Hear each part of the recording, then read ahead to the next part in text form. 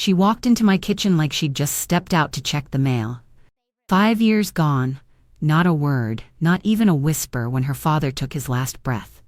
And now here she was, standing beside the same man she left with, wearing a bag that probably cost more than our first oven, and sunglasses too dark for a cloudy afternoon. She didn't look around, didn't ask how I'd been, didn't notice the photo by the stove where her father still smiled back at us. She just smiled like it was owed and said, "I heard about the business. Dad would have wanted me to have part of it." I looked at her. I looked at the man still clinging to her arm. Then I wiped my hands on the towel, folded it, and smiled back. Quiet. Still. Because what I had to say wasn't loud. It was waiting. "Before I say anything more, thank you for sitting with me. I know there are 1,000 other things you could be doing, but you're here, and that means something. I don't tell this story out of bitterness, and I don't share it to stir trouble. I share it because maybe, somewhere in your own quiet moments, you felt the same kind of ache I carry. Maybe you've stood in a kitchen like mine, hearing the sound of footsteps that once felt familiar, only to realize time and absence have turned them into strangers. Maybe you've watched someone walk back into your life without apology, without explanation, only with expectation. And if that's you, if you've ever been overlooked by the very person you once carried through storms, then you'll understand why my voice is steady, and my hands no longer shake when I speak. Tell me where you're listening from, if you're able to. I like to imagine the towns, the small apartments, the back porches, and the quiet living rooms where hearts like mine still beat strong. And if you've ever been left behind, not in body but in effort, in loyalty, in the kind of love that doesn't quit when things get hard, I want you to know. I see you, and I'm glad we're here together. My name is Grace, 69 this year, though most days I feel older in my bones and younger in my heart, depending on the hour and the weather. I run a small bakery tucked near the edge of town, nothing fancy, just old brick and stubborn love. It used to be ours, mine, and my husband's. He was the kind of man who never spoke much, but when he did, you remembered it. We built that bakery with our hands, with long nights and burnt fingers, with laughter that echoed into the shelves and walls, until it became a second home. And for a while, it was the heart of our little family. We named our daughter after me, Grace. Though in truth, she had more of her father's fire than my quiet ways. When she was little, she'd sit up on the counter, swinging her legs, watching me braid dough like it was magic. We had our own rhythm. On Saturdays, we'd make honey rolls and end up with flour in our eyebrows and icing in places it didn't belong. We used to dance in the kitchen while waiting for the cinnamon loaves to rise. She loved school dances, and I remember sewing her first dress at the kitchen table while the bread was cooling on the racks. She wanted to be grown so badly back then.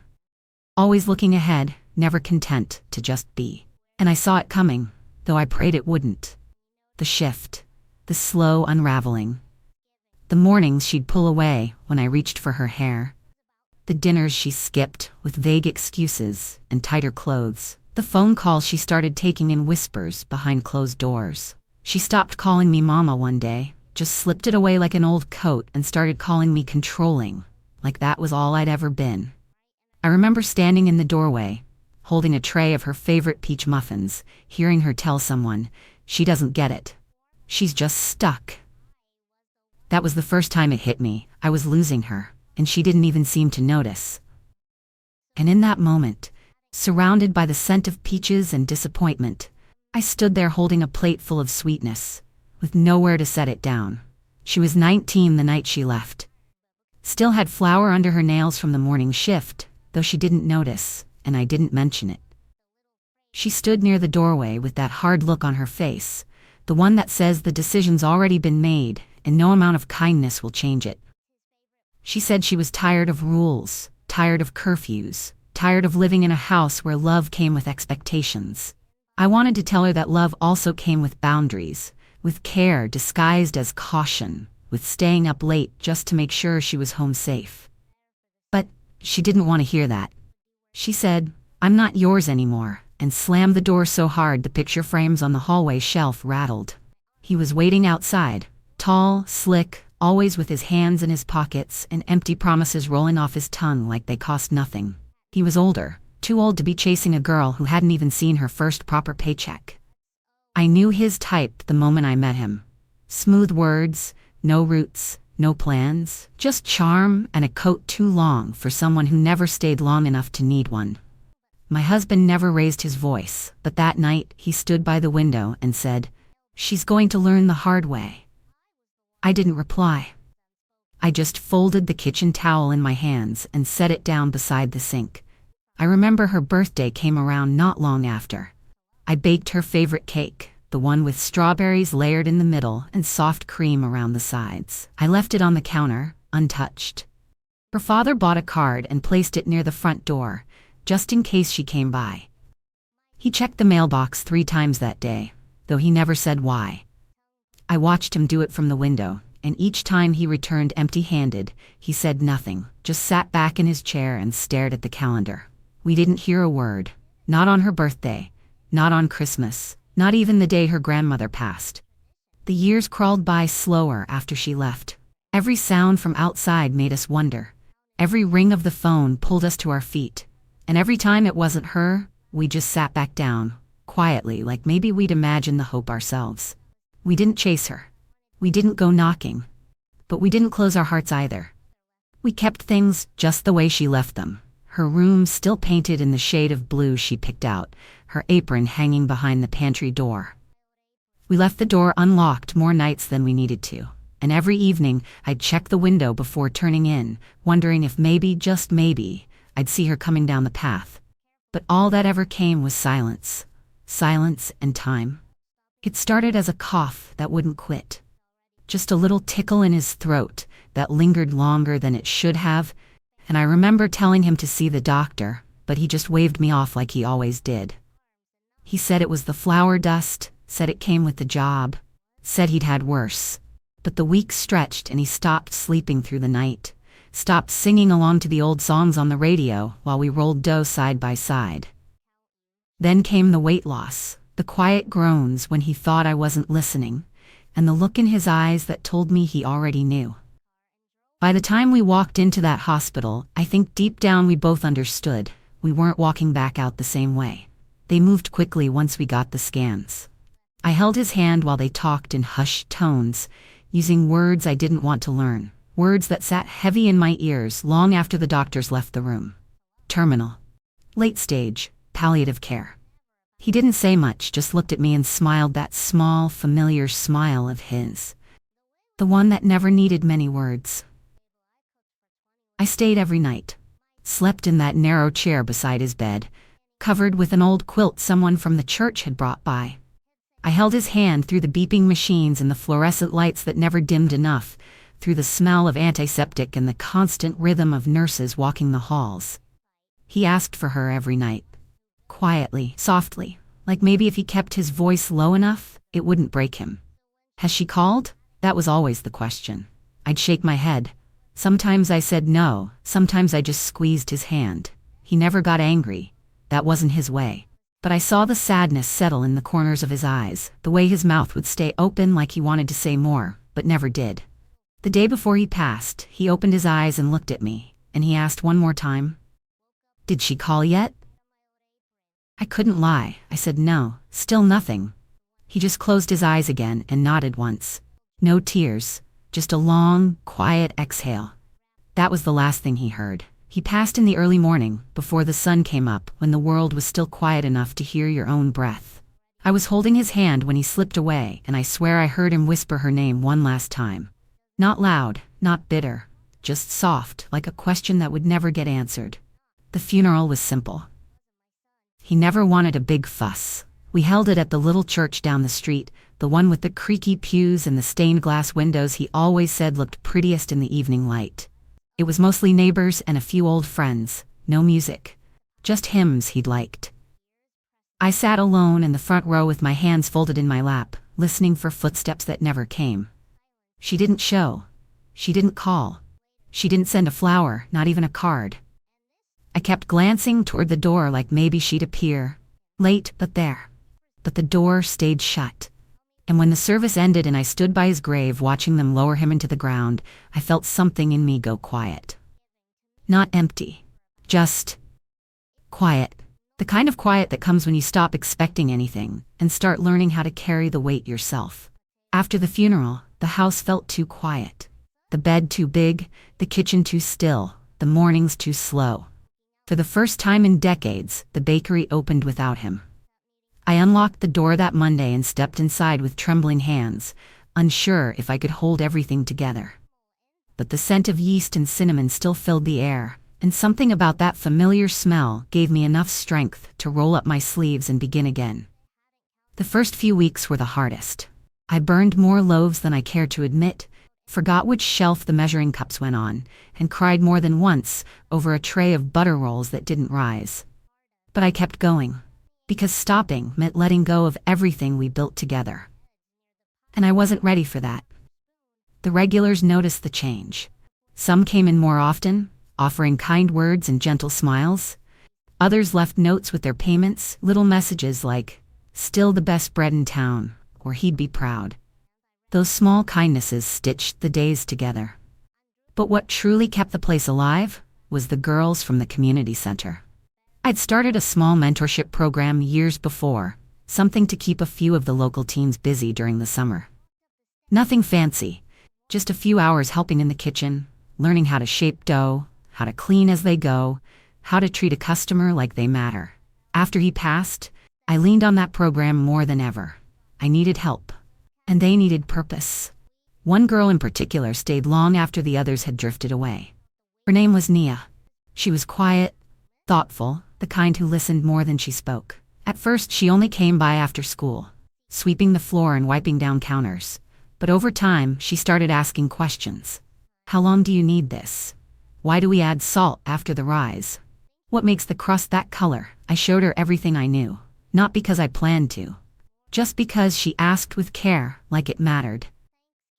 And when the evenings stretched late and the sky darkened, she stayed. She didn't watch the clock. She didn't rush out the door. She'd say, "I'm fine to lock up if you want to sit for a minute." And I did. I started sitting while she finished the last trays. I started trusting her with recipes I used to guard like treasure, and I started smiling again. Not because the ache had left, but because I wasn't carrying it all alone. Nia reminded me of what I used to feel when I watched Grace help me as a little girl, eager, curious, proud to learn. Except this time, there was no storm building behind the smile, no fight waiting around the corner. Just steady, quiet commitment. She called me ma'am, never mama, but her respect wasn't born out of obligation. It came from presence, from showing up every morning, even when she had her own struggles at home. She never asked for anything, never demanded.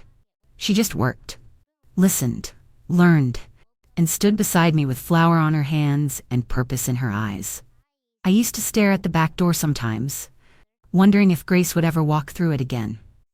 But after a while I realized something else.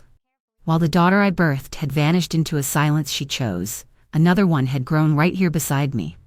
Covered in flour, not asking for legacy, but earning it. And that, I think, is the difference between presence and entitlement. One shows up, the other only returns when the table is already set. It was sometime around the 3rd year after he passed that I finally sat down with a lawyer.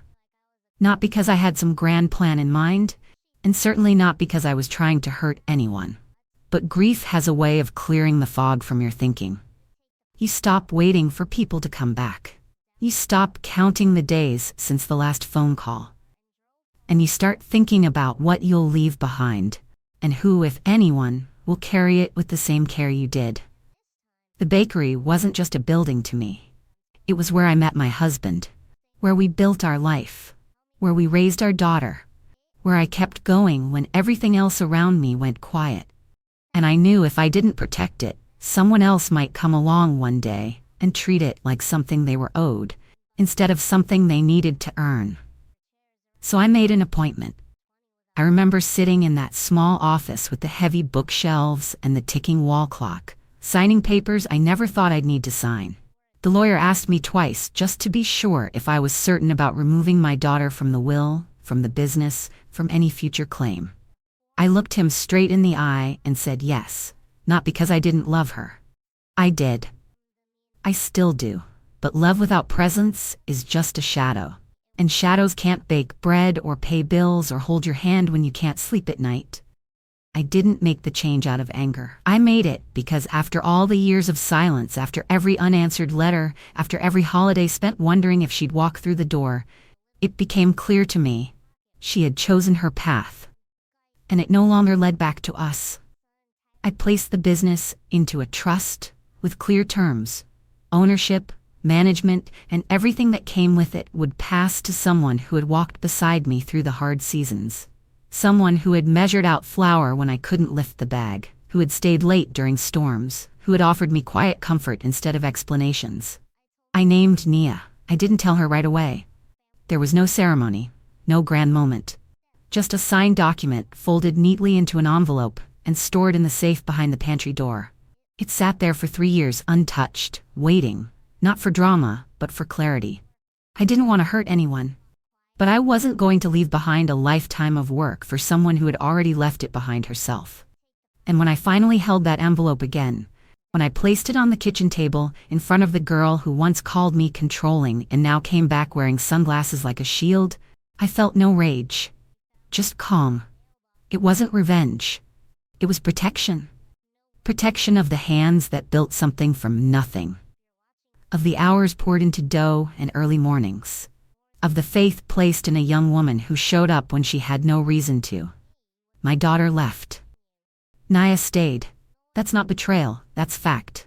And you don't pass on a legacy to someone who only remembers you once it starts to bloom. You can't inherit what you abandoned. Not love, not trust, not a business built on sacrifice. Some things have to be earned. Not by name but by showing up. And Nia did. Every single day. She came back on a Tuesday afternoon like she had nothing to explain. The bell above the bakery door rang, same as it always had, but this time it felt louder, sharper, like it knew something was off. I looked up from the counter and there she was, standing there in heels too high for cobblestone. Sunglasses pushed up on her head, carrying a purse I'd never be able to afford. And right beside her, just like before, was the same man she'd chosen over everything else. He stood there with that same smirk, like he was proud to be back, like time had just paused and we were picking up where they left off. She didn't look at the shelves, didn't glance at the photo of her father still framed near the register, didn't even breathe in the smell of fresh bread that used to make her smile. She just looked at me like I was part of the furniture and said, "I heard the bakery's doing well. Dad would have wanted me to have part of it." That's all. No hello, no I'm sorry, no how have you been, just a statement dressed up like entitlement. I didn't flinch. I didn't cry. I didn't even raise my voice. I just took a slow breath, wiped my hands on my apron, and said, "Why don't you have a seat? I'll put the kettle on." She sat at the kitchen table like she still knew it. Like the years in between hadn't left dust on her memory. He stood beside her, arms crossed, surveying the room like it was already theirs. I moved calmly. Took 2 mugs down from the cupboard, turned the stove on, let the water heat the old-fashioned way. While the kettle warmed, I reached into the pantry. There, behind the flour bins and recipe books, sat the safe.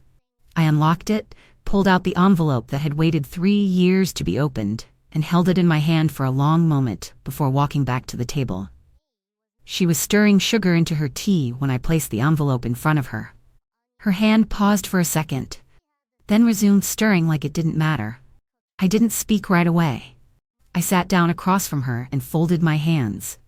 She looked at me with that tilt of her chin she used to do as a teenager, the one that said she was ready to argue and ready to win.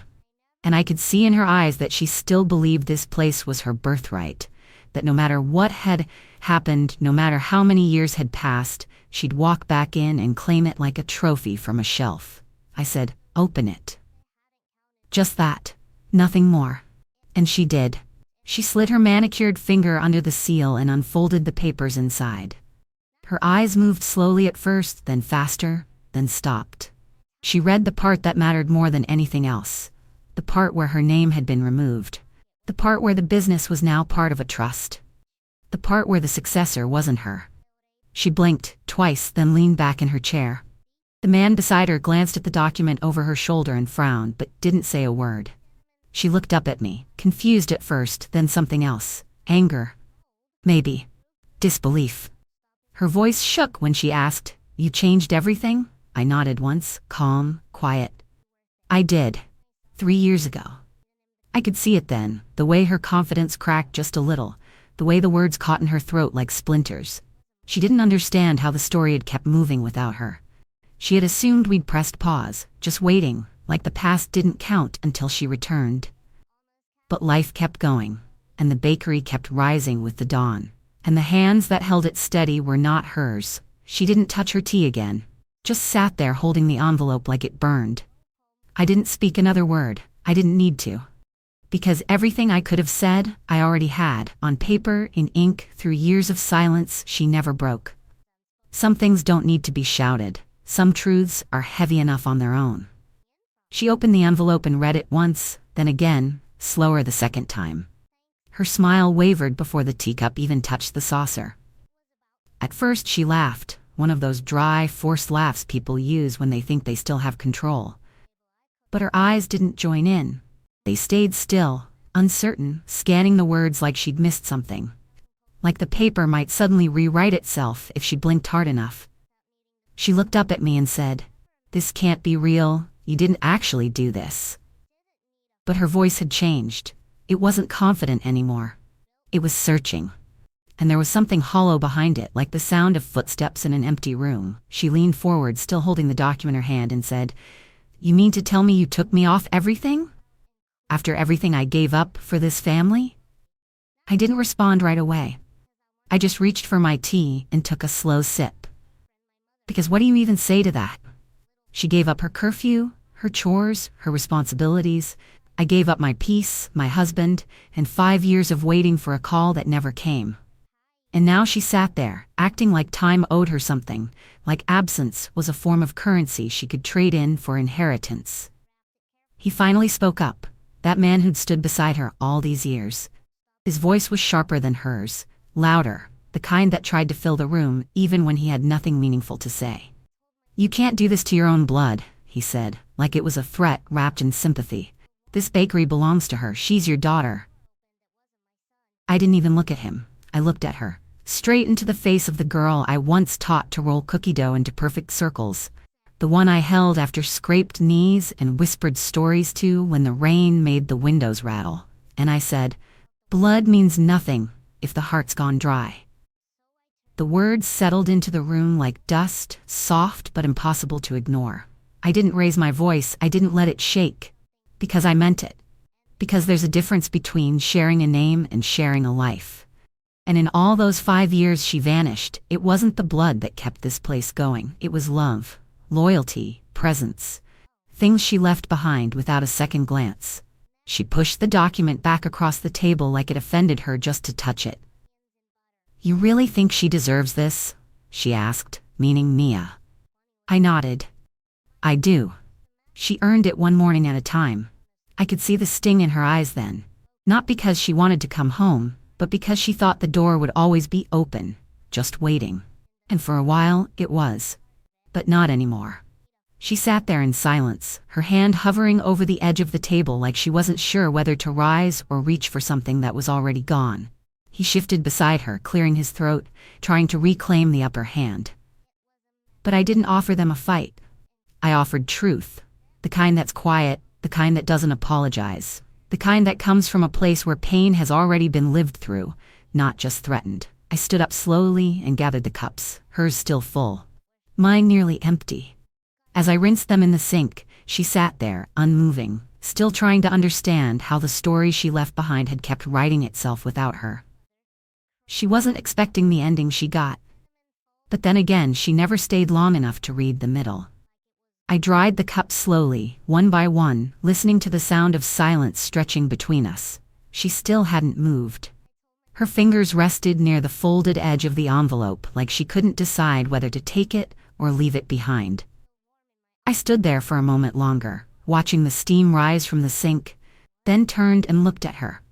Not with anger, not even disappointment, but with something steadier, something she hadn't seen in me before.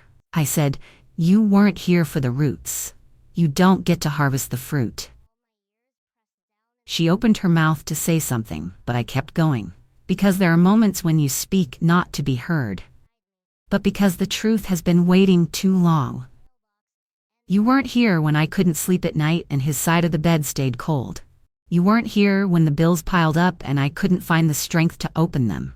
You weren't here when I stood behind the counter with swollen eyes, pretending to smile while customers asked how we were holding up. You weren't here when I buried him, and no one held my hand but the wind. I sat down slowly, folding the dish towel in my lap just to give my hands something to do. But she was Naya.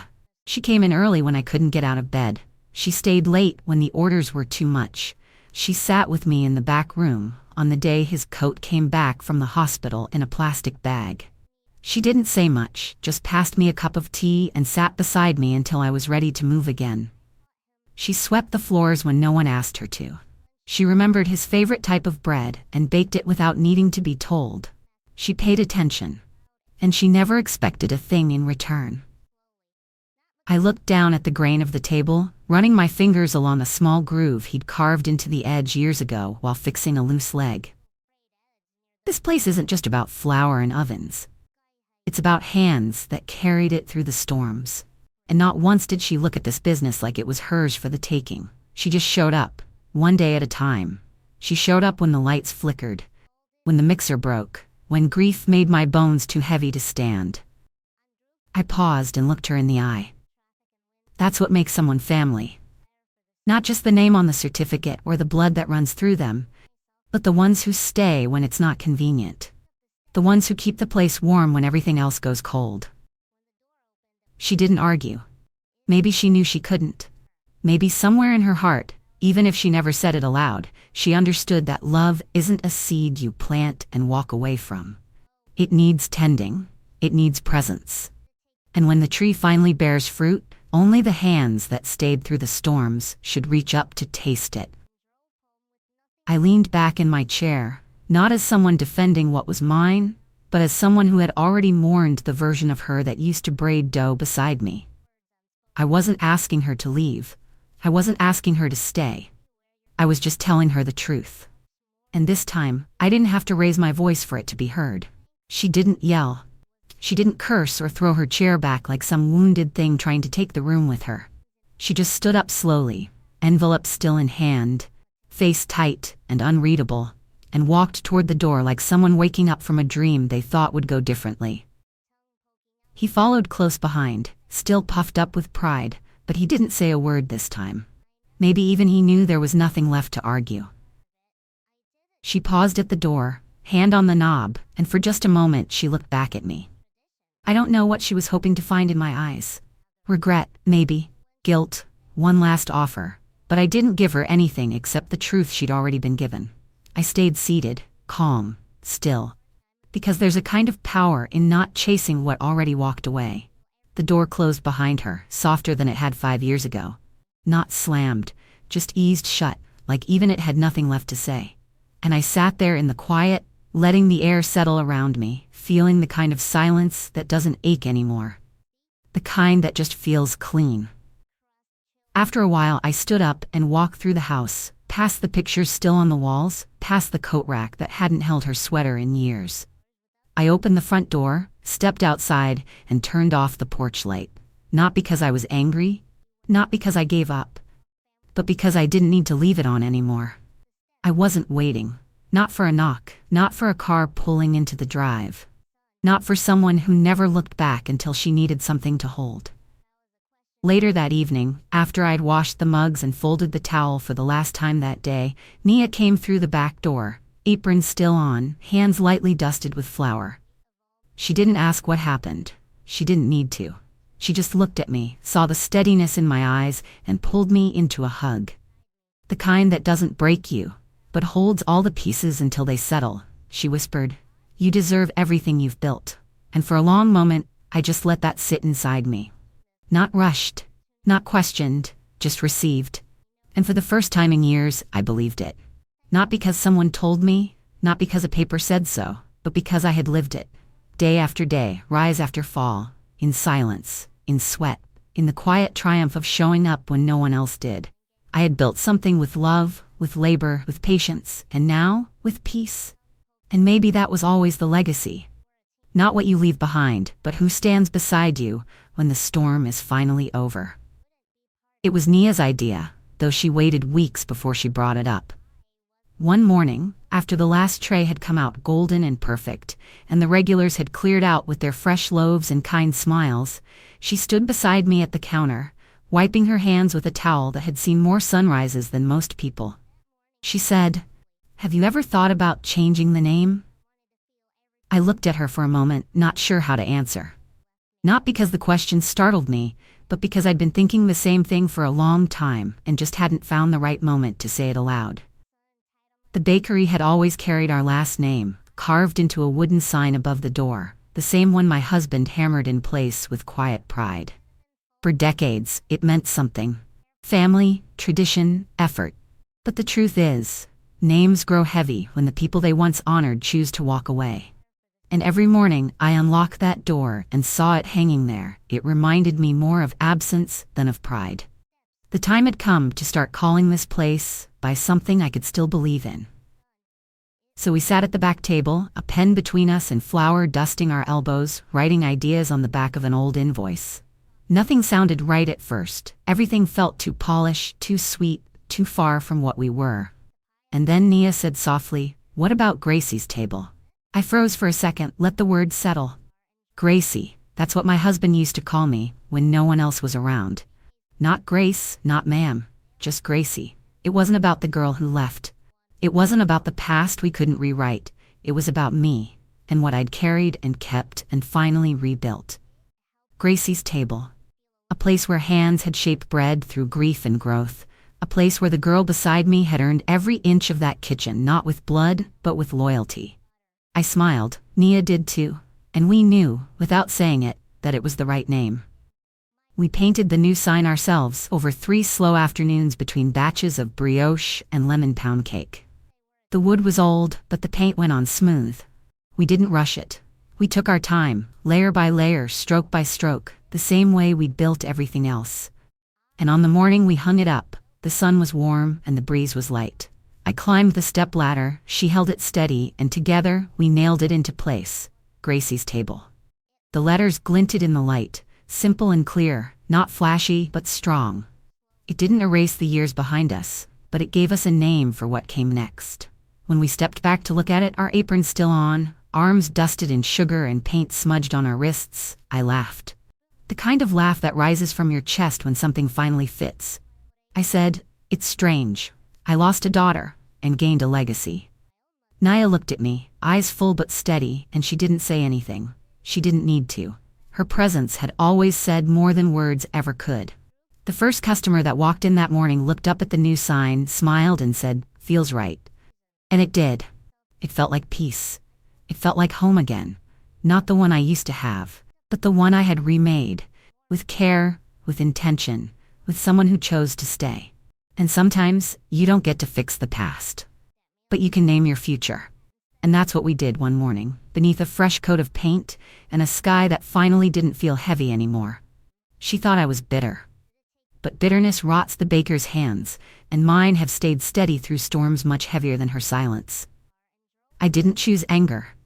I chose dignity. I chose quiet mornings with rising dough, afternoons filled with laughter from someone who stayed, and evenings that didn't ache for a phone that never rang. Closure didn't come wrapped in hugs or long apologies. It came in a locked file, a name carved into new wood, and the scent of warm bread rising on a quiet Sunday morning. If you've ever had to let go of someone who walked away first, tell me below. Or just write, "I kept the light on, but I moved on." Please subscribe if you've ever waited on someone who never came, but still chose peace. If you're watching this alone tonight, just know I'm here. And I understand. See you on the next video.